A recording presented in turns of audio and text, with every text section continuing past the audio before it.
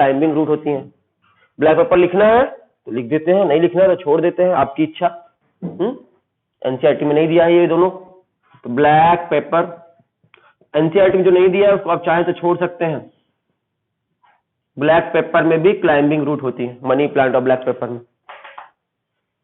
चल सकते हैं और आगे,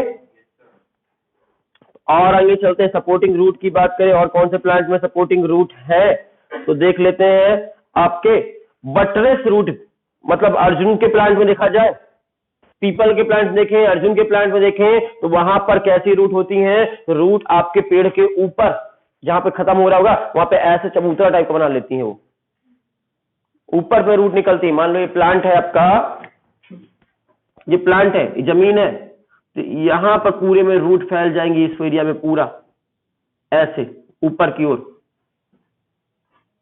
जमीन के अंदर नहीं, जमीन के बाहर की बात कर रहे हैं हम, अंदर तो होंगे ही होंगे, लेकिन यहां पर बाहर में अपना एरिया कैप्चर कर लेंगी ऊपर में, और इस तरह के रूट को बोलते हैं बटरेस रूट के नाम से जानते हैं। और बटरेस रूट किस प्लांट में दिखती है? अर्जुन के प्लांट में, वो भी सपोर्ट के लिए है। तो क्लाइंबिंग रूट, प्रॉप रूट और बटरेस रूट किस पेड़ में दिखती है? अर्जुन के प्लांट में, अर्जुन ट्री में। तो ट्री का नाम हो गया अर्जुन ट्री। अर्जुन ट्री, और रूट को कोई स्पेशल रूट जो होती है उसको कहते हैं buttress root, buttress root, BUTRESS, buttress root. ये सब वर्ड आपके एनसीईआरटी में नहीं है, आपके एक्स्ट्रा नॉलेज के लिए थे तीनों, सिर्फ एनसीईआरटी में था बनियान ट्री का नाम, प्रॉप रूट का नाम। किसी को ना पढ़ना हो तो चाहे तो छोड़ सकता है। अगला नाम आपके एनसीईआरटी में जो है उसकी बात करते हैं। इस आपके मेज और सुगर केन का नाम दिया हुआ है एनसीईआरटी में, मेज और सुगर केन का नाम दिया हुआ है। मक्का का प्लांट, मेज और सुगर केन, ये प्लांट बहुत फास्ट ग्रो करते हैं। आपको पता है मक्का का प्लांट बहुत जल्दी ग्रो करने वाला प्लांट है, फास्ट ग्रोइंग प्लांट है और जल्दी जल्दी ग्रो करता है। इसलिए आपको पता है बिहार में आपके जब कोई मर्डर करते हैं ना तो वहां मक्का खेती कर देते हैं। नहीं समझ में आई? मर्डर करिए, जमीन के अंदर गड्ढा खोदे, उसको गाड़ दिए, ऊपर से मिट्टी डाल के वहां मक्का की खेती कर देते हैं। देखते देखते 5-10 दिन में वहां पे पेड़ उग जाते हैं, वो लगता है जगह पे कभी खोदा ही नहीं गया। पुलिस कंफ्यूज हो जाए कि आपका यहाँ पे कभी कुछ गड्ढा खोदा गया था, वो गड्ढा का निशान ना रहे खोदने का, तो वहां पे मक्का खेती होती है, क्योंकि मक्का बहुत जल्दी ग्रो करता है। मेज फास्ट ग्रोइंग प्लांट है, और 10-15 दिन का टाइम मिल गया, 10-15 दिन में इतने बड़े बड़े पेड़ हो जाएंगे, खेती जैसे लगेगा, खेत जैसा दिखाई देने लगेगा। तो मेज का प्लांट बहुत फास्ट ग्रोइंग प्लांट है, और फास्ट ग्रोइंग होने की वजह से मेज हो गया, गन्ना हो गया, इसकी रूट छोटी छोटी होती बेचारे की। आपकी कौन सी रूट है? फाइब्रस रूट है या टैप रूट है? मोनोकॉट है, फाइब्रस रूट है। और फाइब्रस रूट के बस की बात है कि इतने बड़े प्लांट को संभाल पाए, तो उसके बस की बात नहीं है। ये पेड़ बेचारे ऐसे गिरना शुरू कर देते, टेढ़ा होने लगते हैं, गिरने वाले होते हैं। और जब पेड़ गिरने वाले होते हैं, गिरने लगते हैं, तो इनको संभालने के लिए, मान लो ये गन्ने का प्लांट था या मेज का प्लांट था, टेढ़ा होने लगा,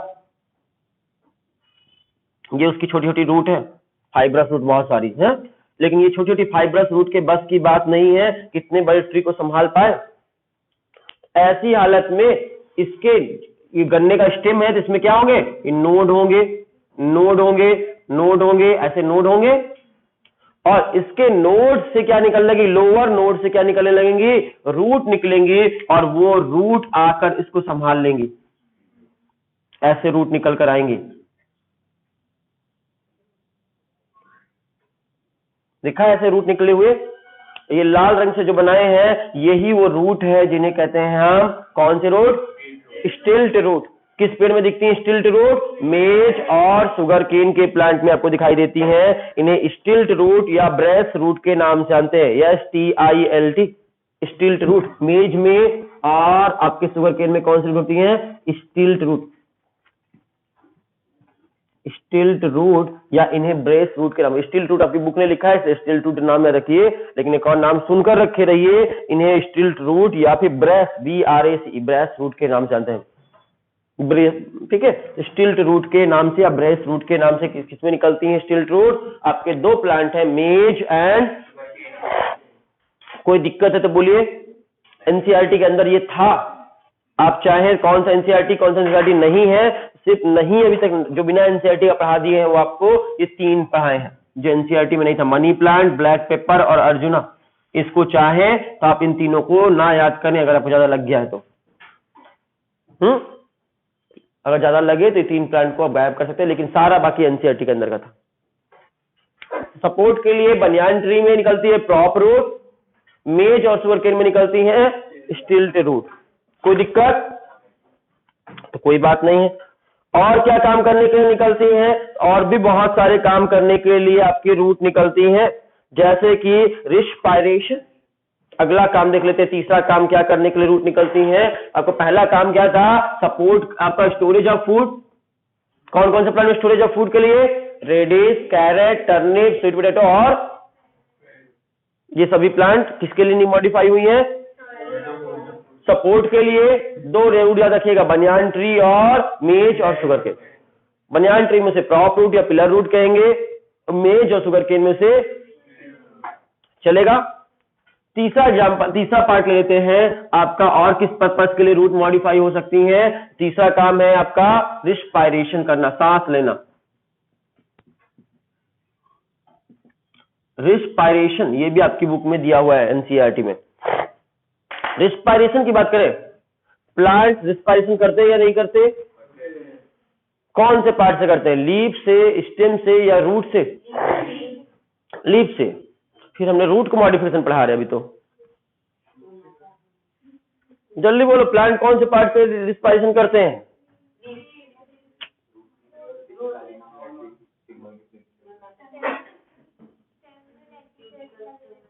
याद रखिए, प्लांट हमारी तरह कोई स्पेशल पार्ट से रिस्पायरेशन नहीं करते, होल बॉडी से रिस्पायरेशन करते हैं। याद रखिएगा, लीफ से भी करते हैं, सही जवाब था। लीफ में स्टोमेटा होते हैं, स्टोमेटा नाम के छेद होते हैं, उन छेद से सांस लेते हैं, तो मतलब लीफ से करते हैं नहीं करते? स्टेम में लेंटिकल्स पाए जाते हैं, लेंटिकल्स की मदद से स्टोमेटा, लेंटिकल्स की मदद से जो छेद होते हैं उनसे करते हैं कि नहीं करते? करते हैं। और रूट में रूट हेयर्स होते हैं, और रूट हेयर से करते हैं कि नहीं करते? तीनों जगह से करते हैं, लीफ से, स्टेम से और रूट से, तीनों पार्ट से रिस्पायरेशन करते हैं। मतलब प्लांट्स अपनी पूरी होल बॉडी से रिस्पायरेशन करते हैं। I am going to repeat it, plants अपनी पूरी होल बॉडी से रिस्पायरेशन करते हैं, चाहे वो लीफ हो, चाहे वो स्टेम हो, चाहे वो रूट हो। कोई दिक्कत ये बात समझने में? लीफ कहां होती है, एयर में या जमीन के अंदर? इसमें रिस्पायरेशन कर लेती है। स्टेम जमीन में, स्टेम एयर में। तो लीफ और स्टेम तो आपके डायरेक्ट एयर के कांटेक्ट में होते हैं, इसलिए रिस्पायरेशन कर लेते हैं। लेकिन रूट जो होती है वो जमीन के अंदर होती है, और जमीन के अंदर होने की वजह से रूट रिस्पायरेशन कैसे करेगी? तो आपको बताया, रूट रिस्पायरेशन कहां से करेगी? जमीन के अंदर। कहां से ऑक्सीजन पहुंचेगी? एयर कैसे पहुंचेगी जमीन के अंदर? तो जमीन के अंदर आपके रिस्पायरेशन करने के लिए एयर कैसे पहुंचेगी? जब खेतों की जुताई करते हैं किसान, हल चलाते हैं, तो मिट्टी के 2 पार्टिकल्स के बीच में जो पोर भर जाते हैं, हवा भर जाती है, वो भरी हुई एयर से, मिट्टी के 2 पार्टिकल्स के बीच में भरी हुई एयर से रिस्पायरेशन करते हैं। रिपीट कर रहा हूं मैं, जमीन के अंदर रहने वाली रूट रिस्पायरेशन सांस कहां से लेंगी, उनको एयर कहां से मिलेगी? तो बोलेंगे मिट्टी के 2 पार्टिकल्स के बीच में जो एयर भरी होती है। या पूछा जाए, खेत की जुताई हर साल किसान क्यों करता है? मिट्टी को खोखला करने के लिए, उसके अंदर एयर भरने के लिए हल चलाता है। उसमें हर साल खेतों में जुताई करते हैं कि नहीं करते खेती करने से पहले? और खेती का जुताई का मतलब क्या होता है? मिट्टी को खोखला करना। खोखला क्यों करना? क्योंकि इसके अंदर एयर भर जाए। एयर क्यों भर जाए? एयर भर जाएगी तब तो प्लांट की रूट रिस्पायरेशन कर पाएगी, और रूट रिस्पायरेशन कर पाएगी तो अच्छे से ग्रो कर पाएगी। अगर हम खोखला ना करेंगे तो रूट ढंग से रिस्पायरेशन नहीं कर पाएगी, ढंग से ग्रो नहीं कर पाएगी। समझ में आ रही बात? तो खेतों में किसानों ने हल चला दिया या कुछ भी कर दिया, मिट्टी के पार्टिकल्स के बीच में एयर पा गई। समझ में आ रही बात? तो जनरली हर जगह हल चलाओ या ना चलाओ, हर जगह मिट्टी के पार्टिकल्स के बीच में एयर पाई जाती है, और उस बची, वो जो एयर भरी होती है मिट्टी के बीच में, उसी बची भरी हुई एयर को ही ले लेते हैं प्लांट रिस्पायरेशन रूट। अब सोच कर आंसर देना, अगर मडी प्लेस है, दलदली जमीन है, कीचड़ वाली जमीन है, तो वहां पर सॉइल में एयर का कंटेंट ज्यादा होगा या कम होगा? कैसे? यस, जहां जहां खाली जगह होगी वहां जाकर क्या भर जाएगा, पानी भर जाएगा और एयर बुलबुले बनकर निकल जाएगी। कहीं भी खाली जगह होगी उसमें पानी भर जाएगा। इस कमरे में हवा है अभी, अगर पानी कहीं से आने लगे धीरे धीरे पानी भर जाएगा और एयर सारी निकल जाएगी यहां से। समझ वाली बात। तो मिट्टी में पानी भर जाने की वजह से वहां की सारी एयर निकल जाती है बुलबुले बनकर। मडी प्लेस में देखना जल्दी जमीन में बुलबुले निकलते हुए दिखेंगे अक्सर तुमको। हाँ, क्यों? क्योंकि वहां पे जो एयर अंदर है भरी हुई है सारी निकलने लगती है धीरे धीरे धीरे धीरे। तो एयर निकल जाती है और वहां पानी भरता जाता है, और पानी भर जाता है तो उसके बाद वहां अंदर एयर की अमाउंट कम हो जाता है। प्लांट को सांस लेने में दिक्कत होगी या अच्छा हो जाएगा? दिक्कत जाएगी, उसको एयर नहीं मिलेगी। तो मडी प्लेस में, स्वाम्पी प्लेस में, मर्सी प्लेस में, जो वर्ड बोलो कौन सा कीचड़ होता है, muddy place, marshy place, swampy place. आपकी बुक ने क्या लिखा है देख लेते हैं, स्वाम्पी लिखा है, SWAMPY। स्वाम्पी एरिया में, स्वाम्पी एरिया जो होगा, स्वाम्पी एरिया में आपके मिट्टी में लैक ऑफ ऑक्सीजन होगा, लैक ऑफ एयर होगा। एयर का कमी होगी कि ज्यादा होगी? और कमी होने की, लैक मतलब कमी है ना, LACK है ना, लैक ऑफ एयर होगा और एयर की कमी होने की वजह से रूट ढंग से ग्रो नहीं कर पाएंगे। घबराहट होगी तो वो क्या चाहेंगी? एयर चाहेंगी। एयर कहाँ है? तो आपके रूट क्या करेंगे? ऊपर की ओर निकल कर बाहर आ जाएंगी सांस लेने के लिए। जब घबराहट होगी तो सांस लेने के लिए जमीन से बाहर आ जाएंगी, और जमीन से बाहर आ जाएंगे मतलब टुवर्ड द ग्रेविटी या अगेंस्ट द ग्रेविटी। लेकिन रूट हमेशा कैसे मूव करती है? सारी रूट टुवर्ड्स द ग्रेविटी करती हैं, लेकिन ये स्पेशल रूट है जो अगेंस्ट द ग्रेविटी मूव कर रही है। किस पर्पस से कर रही है? For respiration. इसलिए इन रूट को कौन से रूट कहेंगे? Respiratory root. तो रिस्पायरेटरी रूट जो होती हैं वो अगेंस्ट द ग्रेविटी मूव करती हैं, रखना। बाकी सारी रूट टुवर्ड्स द ग्रेविटी करती हैं। पॉजिटिव जियोट्रॉपिज्म, पॉजिटिव मतलब टुवर्ड होता है। तो सारी रूट्स पॉजिटिव जियोट्रॉपिज्म शो करती हैं, लेकिन ये रूट निगेटिव जियोट्रॉपिज्म शो करती है। जियो मतलब ग्रेविटी, ट्रॉपिज्म मतलब movement, against the gravity movement करती है, इसलिए कहते हैं निगेटिव जियोट्रॉपिज्म। याद रखिएगा, all roots are showing the positive. All root की बात करें, ऑल रूट्स की बात करें उनमें पॉजिटिव लिख देते हैं सीधे शॉर्टकट में, पॉजिटिव जियोट्रॉपिज्म शो करते हैं। लेकिन रिस्पायरेटरी रूट जो होती हैं, रिस्पायरेटरी रूट्स, ये निगेटिव जियोट्रॉपिज्म शो करती हैं।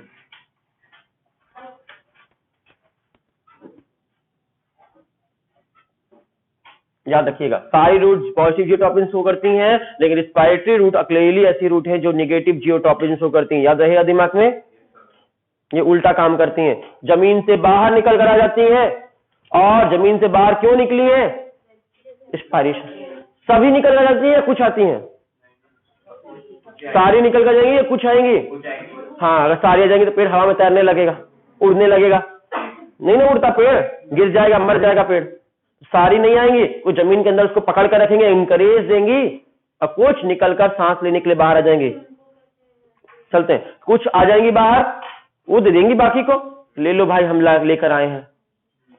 कुछ लोग बांट लेंगे अपना अपना काम, तुम पकड़ कर रखना, हम लेकर आते हैं ऊपर से ऑक्सीजन, और फिर बाद में शेयर कर लेंगे दोनों लोग। ठीक है, तो ये क्या देंगे? क्या कुछ रूट जमीन से बाहर निकल कर आ जाएंगी, और किस लिए आई हैं? रिस्पायरेशन के पर्पस से आई हैं, इसलिए रिस्पायरेटरी रूट कहलाएंगी। चलेगा? कोई दिक्कत? और जब रिस्पायरेशन के लिए जमीन से बाहर आई है, तो रिस्पायरेशन इन रूट को आपके किस नाम से जानते हैं? आपकी बुक लिखती है इस रूट को निमेटोफोर्स के नाम से जानते हैं। निमेटोफोर, निमेटो PNEU, निमेटोफोर, ये रिस्पायरेशन के लिए रूट आती है, इन्हें क्या कहते हैं? निमेटोफोर।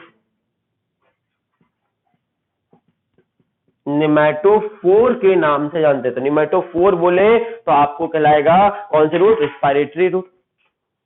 किस प्लांट में देखने मिलती हैं? ये दिखती है, राइजोफोरा नाम का एक प्लांट होता है, प्लांट का नाम है राइजोफोरा, उस प्लांट में दिखती हैं, इसलिए इन रूट्स को राइजोफोर के नाम से भी जानते हैं।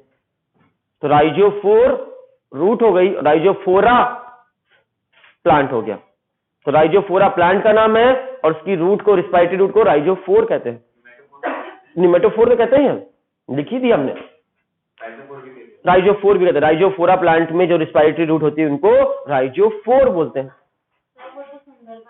हाँ, आप बात करते हैं कि आपके जितने भी आपके मैनग्रोव प्लांट्स होते हैं उनमें आपकी ऐसी ही रूट दिखती है। मैनग्रोव का मतलब होता है आपके सॉल्ट, समुद्र के किनारे सॉल्टी प्लेस में रहने, दलदली जमीन में रहने वाले प्लांट।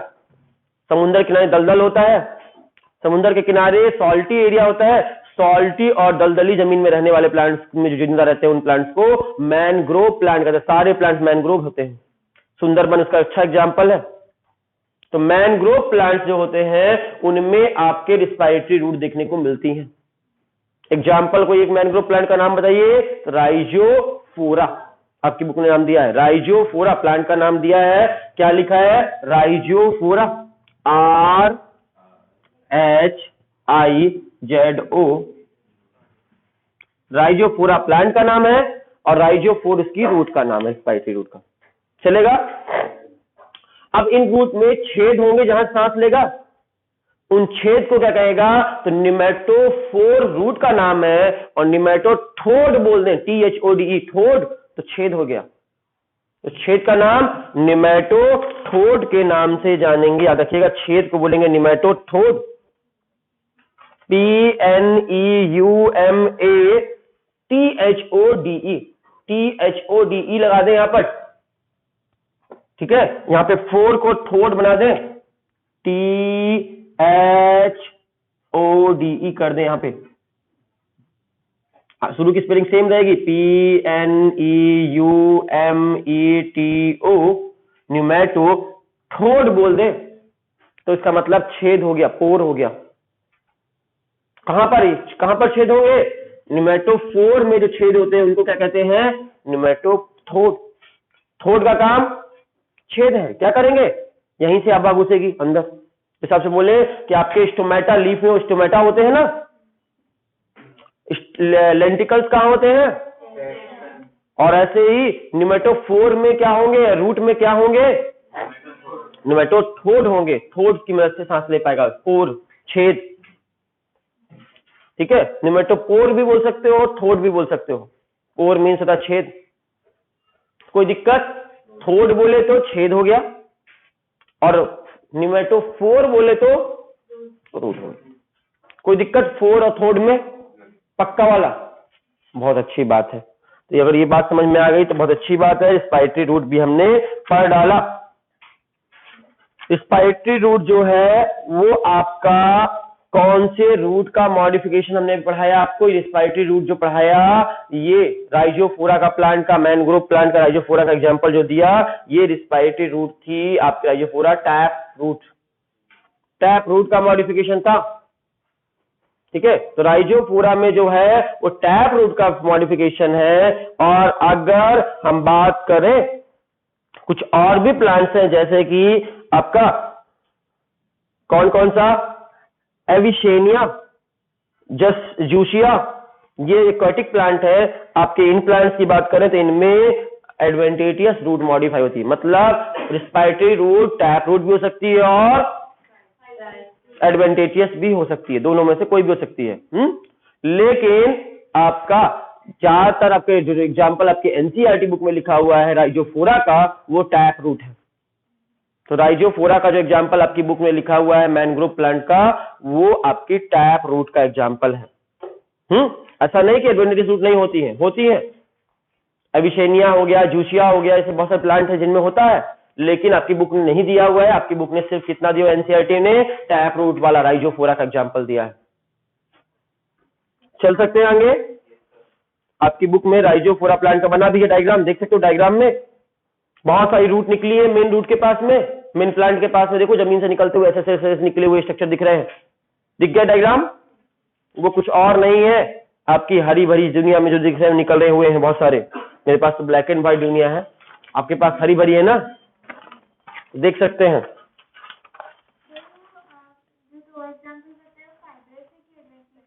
राइजोफोरा आपके जो है वो टैप रूट है अच्छा, जब मॉडिफिकेशन पढ़ेंगे ना तो दो ही टर्म यूज करना, टैप या एडवांटेजियस, तीसरा टर्म यूज मत करो। मॉडिफिकेशन के केस में दो ही टर्म यूज करो। तो आपके पहला जो राइजोफोरा था वो टैप था, और जो बाकी नाम लिए हमने आपके, जैसे कि एबिशेनिया, जूशिया, ये सब आपके एडवांटेजियस थे।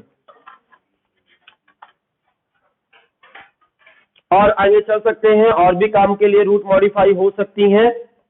हमने स्वीट पोटैटो पढ़ा दिया आपको एस्पेरिगस पढ़ा दिया, ये सब पढ़ा दिए हमने। अब और भी काम के लिए रूट मॉडिफाई हो सकती हैं, और भी काम पढ़ लेते हैं।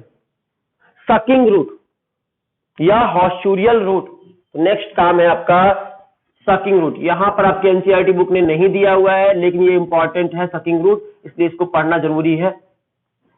कहीं ना कहीं पर आपके एनसीईआरटी में है, यहां ना सही कहीं और सही, इसलिए सकिंग रूट को अच्छे से पढ़ लेंगे।